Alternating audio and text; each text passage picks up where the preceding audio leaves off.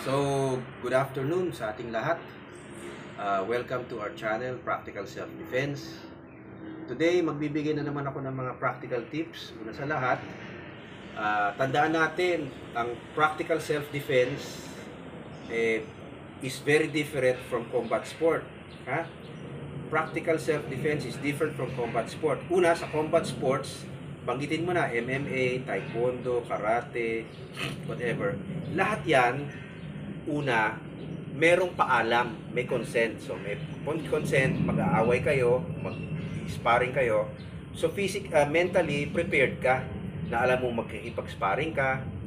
Tapos, yung mga combat sport, bukod sa may consent, alam mo, pangalawa, may mga rules yan. May 2-minute rule, may referee, may first aider, kumpleto sa safety, may safety gear pa yung iba eh. Sa practical self-defense, ito pinagkaiba. Sa practical self-defense, yung mga magnanakaw, yung mga masasamang loob, hindi yan magpapaalam na aatakihin ka. Walang consent. So anytime na naglalakad ka sa kalye, pwede kang atakihin kahit na hindi ka prepared mentally. So kaya kailangan makapaghanda tayo sa practical self-defense. Yun ang pinagkaiba niyan, okay?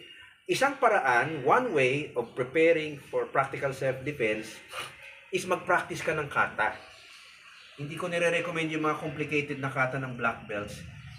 Pwede kang mag-create ng sarili mong kata or word exercise na appropriate sa'yo. Okay? You can create your own kata or form exercise na palagay mo ay applicable na magagamit mo.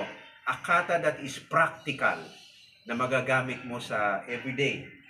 Okay? Na dapat nga itong katang to maging automatic sa'yo in case merong masamang loob na atake sa'yo, handa ka na dahil na-practice mo na lagi. Ang tawag dito yung muscle memory. Okay? So magde-demonstrate ako ng example na isang kata na practical. Ang maganda kasi sa kata dapat emphasis mo is blocking lang. Block, punch, limit to the basics.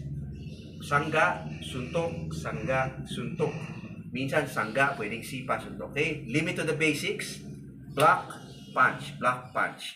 Pinaka-most effective. Okay, I'll demonstrate a kata. Dito. Tapi kaya, sige. So, ito yung mga kata na pwede mong gamitin araw-araw na practical, simple, and yet effective. Okay? Okay, demonstrate. Yan.